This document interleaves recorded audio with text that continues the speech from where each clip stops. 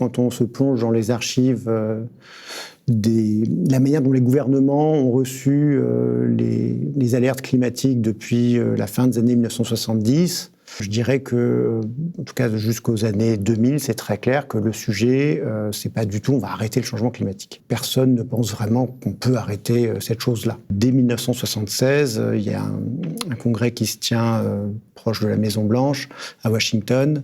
Le titre, c'est « Living with Climate Change », vivre avec le changement climatique.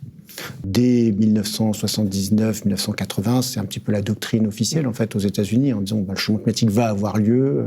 Est-ce que c'est grave pour les États-Unis ?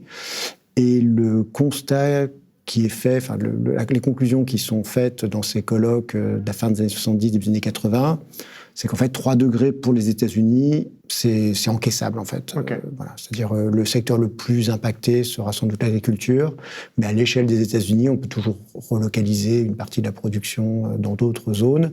Et c'est une vision assez cynique du monde, parce qu'ils savent très bien que pour d'autres pays, ça va être beaucoup, beaucoup plus compliqué, surtout le Bangladesh qui est cité à l'époque. Mais même pour ces pays-là, l'enjeu, c'est de dire plus ils seront riches et développés, donc plus ils auront brûlé d'énergie fossile, en fait, plus ils seront capables d'encaisser le réchauffement climatique. On pense qu'on peut ralentir le changement climatique, mais on ne pense pas qu'on peut l'arrêter dans les années 80 et encore dans les années 90. Ouais.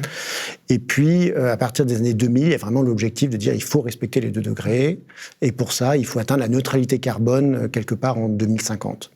C'est toujours le discours qu'on entend aujourd'hui, même si de plus en plus de gens savent que ce sera probablement pas atteignable. Alors, de fait, pour atteindre la neutralité carbone, on est obligé de développer des technologies qu'on appelle d'émissions négatives, de capture et de stockage du carbone, des technologies qui n'existent pas vraiment, en tout cas qui ne sont pas du tout... on peut le faire passer à l'échelle, quoi. Il faudrait capturer des milliards de tonnes de CO2 par an après 2050, ce qui est, on voit pas trop bien comment on peut faire ça.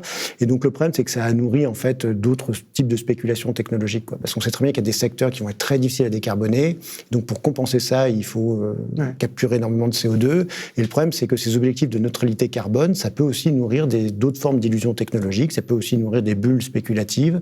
Il y a plein de startups qui se montent et qui prétendent faire des émissions négatives alors qu'en fait, elles émettent elles émettent du CO2. Elles sont même pas elles-mêmes neutres en carbone.